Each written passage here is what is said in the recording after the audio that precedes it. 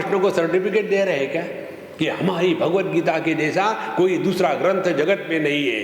भगवान कृष्ण को हमने नोबेल प्राइज दे दिया लिटरेचर में।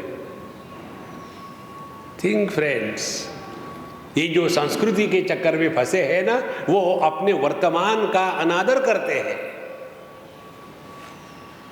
और उसी में लगा, उनको लगता है यही सब कुछ है।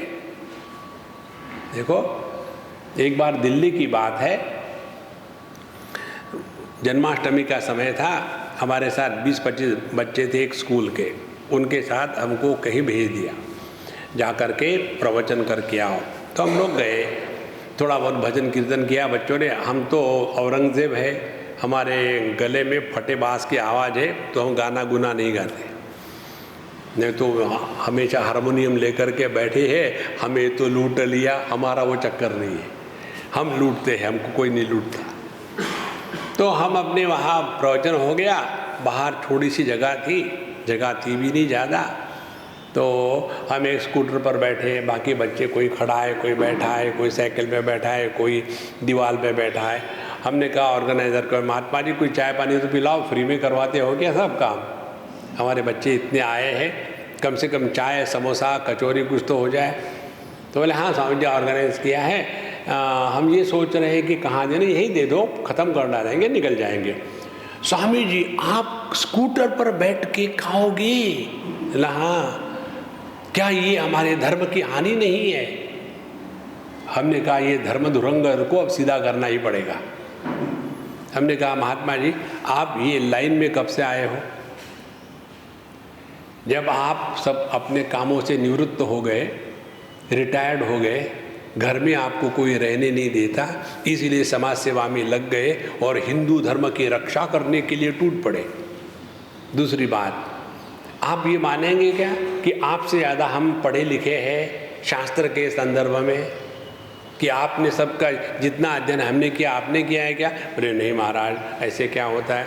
हमने कहा हम आपको शास्त्रों का सिद्धांत लेकर के बताते हैं, कहीं भी ये नहीं लिखा है कि स्कूटर पर सन्यासी बैठ के खाता है तो हिंदू धर्म की हानि होती है। ना तो ये ऋग्वेद में है, ना यजुर्वेद में है, ना सामवेद में है, ना अथर्ववेद में है, ना भगवद गीता में है, ना किसी स्मृति ग्रंथ में। मालूम है क्यों? क्योंकि जब ये ग्रंथ हुए थे तब स्कूटर नहीं था। खाली पीली खामो खाम की चीजों में फंसे रहते हैं। पहले जमाने में ऐसा था। देखो महाराज, इस चक्कर से निकल जाओ, तभी जाकर के हम वर्तमान में फिट हो सकते हैं। अन्यथा भविष्य की चिंता में लगे रहेंगे। स्वामी जी पता नहीं क्या होने वाला है। आजकल सुना है 21 दिसंबर 2012 को सब खत्म होने वाला है। अरे फिर बढ़िया मौज कर लो, अब खत्म होने ही वाला है, तो डोंट सफर, एंजॉय। जो डर डर के जीते हैं वो जी थोड़ी रहे, यही है चिंता।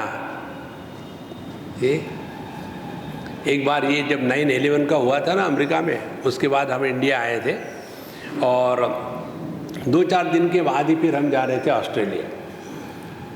तो हम गए, 5 मिनट के अंदर चेक इन हो गया, तो फिर हम बाहर आ गए। हमारे फ्रेंड कहते साहब जी इतनी जल्दी होने, कोई था ही नहीं वहाँ।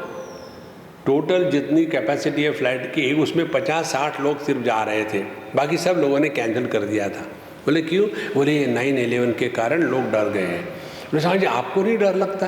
हमने कहा मुझे क्या डर लगना है, ऑन द कॉन्ट्री हम सब साथ जाएंगे और साथ मरेंगे। तो मरने के बाद कंपनी रहेगी, अकेला आदमी मरेगा तो जाऊँ कहाँ? कोई है ही नहीं साथ में। भविष्य की चिंता लेकर के जो जीते हैं वो जी नहीं रहे, इसको कहते हैं चिंता। देखो, इसीलिए नचिकेत कहते हैं अन्यत्र धर्मात् अन्यत्र अधर्मात् अन्यत्र अस्मात् कृताकृतात्।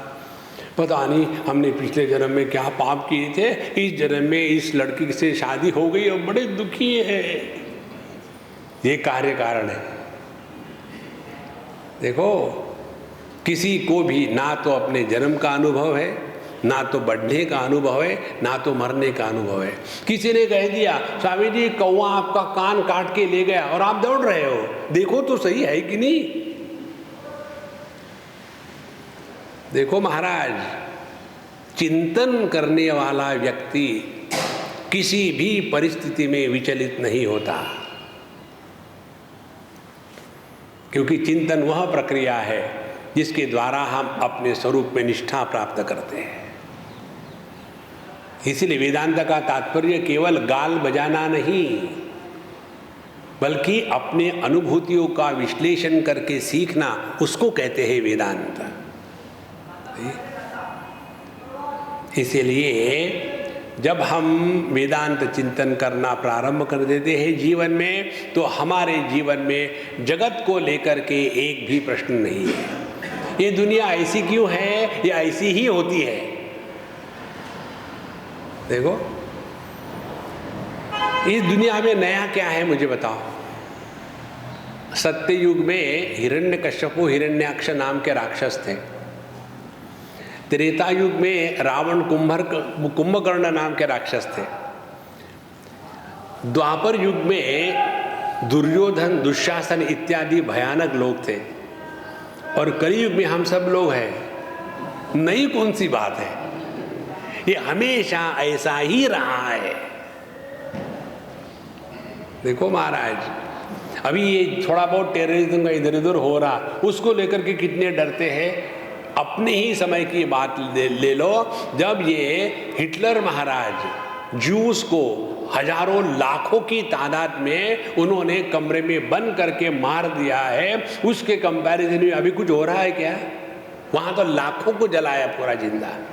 अभी तो अपने को मारते हैं, दो चार को साथ लेके मरते हैं, फिर साथ में जाकर के पिकनिक करेंगे। देखो महाराज, दुनिया को लेकर के एक भी प्रश्न यदि मन में आता है तो हम चिंता वाले हैं, चिंतन वाले नहीं है।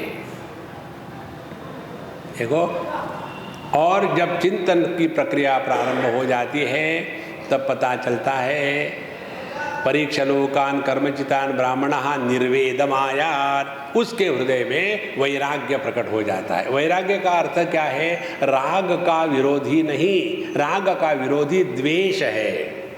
वैराग्य माने राग द्वेष के परे चले जाना। राग द्वेष के परे चले जाने का एक सिंपल टेक्निक हम आपको बता दें, बहुत सिंपल टेक्निक है। वो टेक्निक है हरि इच्छा।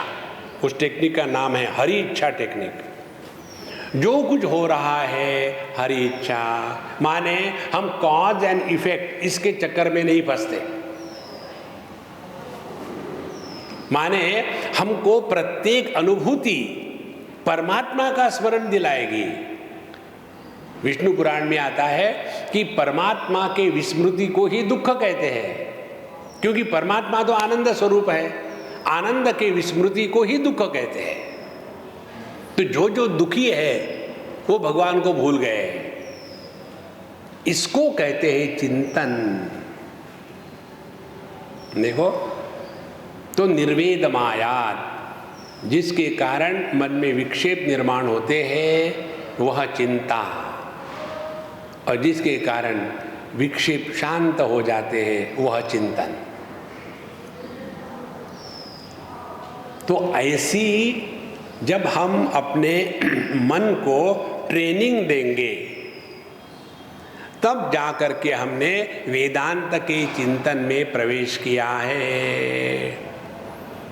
नहीं तो हमेशा पहले ज़माने में ऐसा था, आजकल ऐसा क्यों होता है, पहले ज़माने में ऐसा था, आजकल ऐसा क्यों होता है। पहले ज़माने में क्या देखा है हमने? सुना ही तो है। ठीक, एक जगह हम कहाँ गए थे, हमको उन्होंने पूछा स्वामी जी यहाँ दो ऑप्शंस है। एक तो वैदिक काल के अनुसार, जैसे मिट्टी से पोता हुआ और ऊपर में घास लगी हुई है और ऐसा कुटिया है, आपको वहाँ रहने तो वहीं रह लीजिए। या दूसरी कुटिया है जो एकदम मॉडर्न है, तो आप कहाँ रहना पसंद करेंगे? तो मैंने बताओ कहाँ रहना पसंद करेंगे, क्योंकि हमको तो हर जगह खेलने में मज़ा आता है। तो बोल रहे स्वामी जी आप तो महात्मा जी हैं ना, तो आप तो उस पर्णकुटी में ही रहना पसंद करेंगे। हमने कहा गलत बात है, हमको चाहिए पक्का कमरा, एसी हो, बढ़िया हो और जिसमें इंटरनेट का कनेक्शन हो, वहाँ हम रहेंगे। देखो, वैदिक जमाने में जैसी कुटिया थी, देखी थी क्या आपने? जब हमको बताते हैं कि वहाँ सोने के खंबे होते थे, तो वहाँ का